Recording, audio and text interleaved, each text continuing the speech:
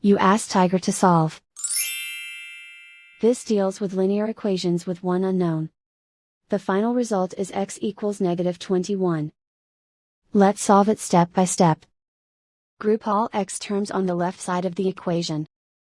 Subtract 4x from both sides. Group like terms. Simplify the arithmetic.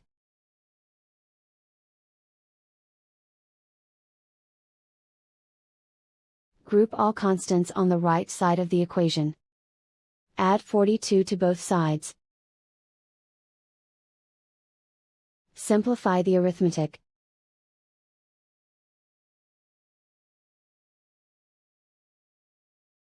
Isolate the x. Divide both sides by -2. Cancel out the negatives. Simplify the fraction. Move the negative sign from the denominator to the numerator. Find the greatest common factor of the numerator and denominator. Factor out and cancel the greatest common factor. And so the final result is x equals -21.